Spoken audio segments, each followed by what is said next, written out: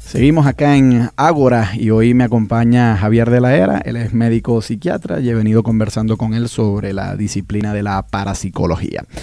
¿Qué ocurre entonces, Javier, cuando estos investigadores, que algunos de ellos son magos, otros son científicos, físicos, etcétera, se dan cuenta que los mediums son fraudes? ¿Muere ahí la parapsicología? Mira, realmente no había nacido. Lo que teníamos era un conjunto de personas intelectuales, un conjunto de científicos. Bueno, digamos, ¿muere el entusiasmo por lo paranormal? Pues por supuesto que no muere, mucho menos en la gente común y corriente. Pero en la comunidad científica, que ya se había mostrado escéptica, pues al descubrirse que la mayoría de los mediums, los espiritualistas, son fraudes, pues se reafirma la convicción de que no existe evidencia dura de que estos fenómenos realmente existen. En los años 20, Joseph Banks Rhine, un académico, una persona con preparación en biología y en psicología, se interesa por la investigación en el laboratorio de fenómenos paranormales, con el interés de darle cierta substanciación científica a estos fenómenos y sacar la investigación de estas anomalías psicológicas de los cuartos oscuros del siglo XIX, donde actuaban los mediums clásicos. Rhine pasa a la historia como el que acuñó la palabra parapsicología. De para, que quiere decir al lado, y psicología, por supuesto, que se refiere al estudio de la mente y la conducta humana. Él le aplica este nombre al estudio de una serie de fenómenos que supuestamente la psicología científica experimental no le ha dedicado atención. Y él empieza a hacer los primeros estudios estadísticos sobre lo que él llama habilidad psi o habilidad psíquica. Él clasifica los fenómenos parapsicológicos en dos grandes grupos. Habilidad extrasensorial, lo que se llama hoy percepción extrasensorial o PES, y habilidad PK, habilidad psicoquinética. En uno estamos hablando de fenómenos estrictamente mentales que incluyen la telepatía, que consiste en captar el pensamiento de otra persona sin que ésta utilice canales sensoriales convencionales, vale decir leer la mente de otra persona. Consiste también en la clarividencia, que es en la habilidad de obtener información por medios no sensoriales, como por ejemplo saber lo que dice un sobre cerrado sin abrirlo y sin tener contacto visual con el escrito, o la precognición, que en términos sencillos sería la predicción del futuro. Por el lado de las habilidades PK, Rhine plantea que se tiene que estudiar si la mente puede influir directamente sobre fenómenos físicos. Por ejemplo, influir en el número que va a salir en un dado que se arroje, cucharas. O cucharas. Como decía Uri Geller, eso vino mucho después. Sí, claro. El punto de Rhine es que él empezó a investigar principalmente la habilidad telepática en sujetos utilizando una serie de cartas Zener, cartas que tenían símbolos sencillos. La técnica era muy sencilla, barajeaba las cartas y sacaba una, la miraba y el sujeto que tenía enfrente tenía que tratar de captar cuál es el símbolo que Rhine estaba tratando de transmitir. Según Rhine, los estudios estadísticos, después de hacer cientos de miles de pruebas, documentaban que había un efecto por encima del nivel del azar. De tal manera que... Pero solo entre algunos individuos. Solo entre algunos individuos, correcto. Pero era muy por encima del nivel del azar y él hipotetizó que eso era evidencia científica directa de que había una capacidad extrasensorial. Claro, si había 5 símbolos en esas cartas y uno era el cuadrado, una estrella, creo que un triángulo, un círculo y unas líneas onduladas. Ajá. Y se va a adivinar uno de esos, pues la probabilidad de acertar es el 1 entre 5, un 20%. Correcto. Pero Rhine documentó que en algunos individuos estaba por encima del 20. 30-35%. Ahora, esto al principio pues parecía evidencia bastante convincente, pero inmediatamente los críticos descubrieron que había muchas fallas metodológicas en el estudio de Rhine.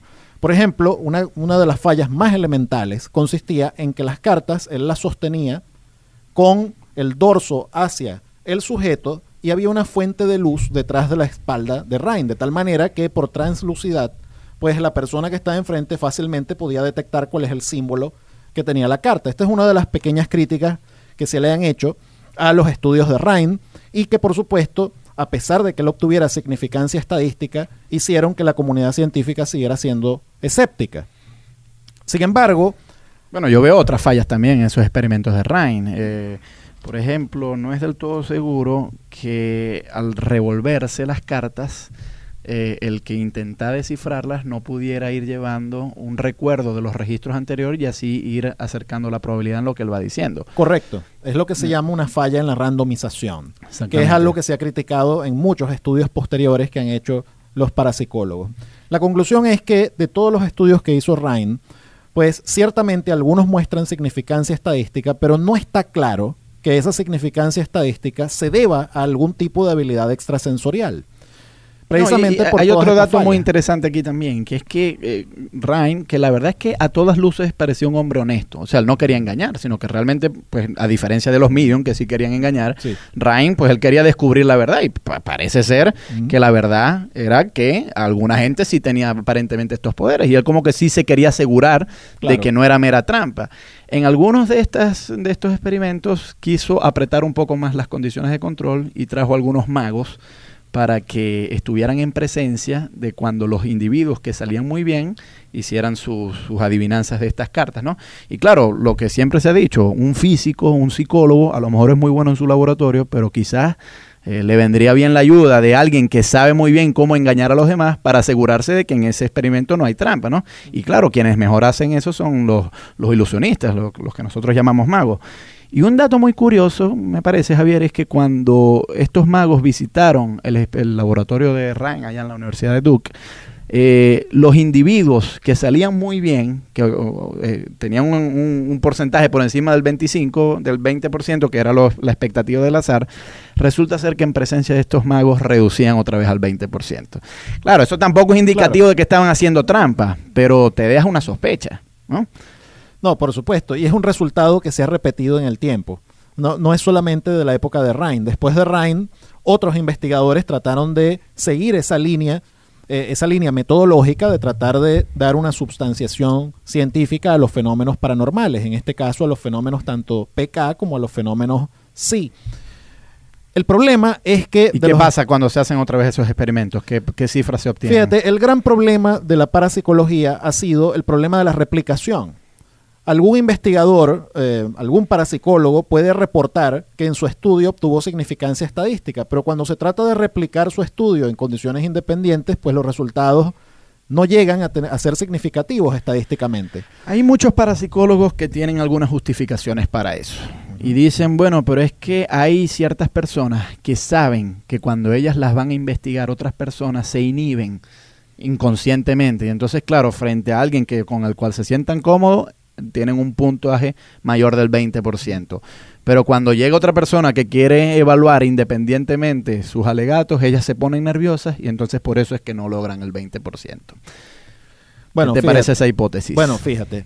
Primero, pues lo primero y más evidente es una hipótesis absolutamente imposible de falsear. No hay manera de probar que eso sea cierto o que eso sea falso. Más bien parece una explicación conveniente para, tratar de comprender por qué no se obtienen resultados que el experimentador quiere obtener.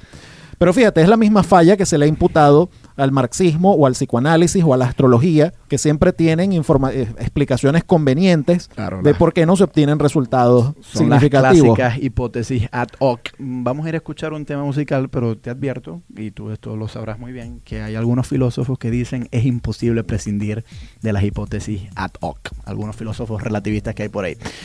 Converso con Javier de la Era, médico psiquiatra, amplio conocedor de la historia de la parapsicología. Quisiéramos que al regreso, Javier, nos siguieses conversando sobre algunos experimentos llevados a cabo por parapsicólogos que hagan pensar que las habilidades paranormales existen, en especial la percepción extrasensorial, pero también el otro tipo de fenómenos que Rhine quiso estudiar, que es la psicoquinesis. Vamos a ir a escuchar un tema musical y ya regresamos.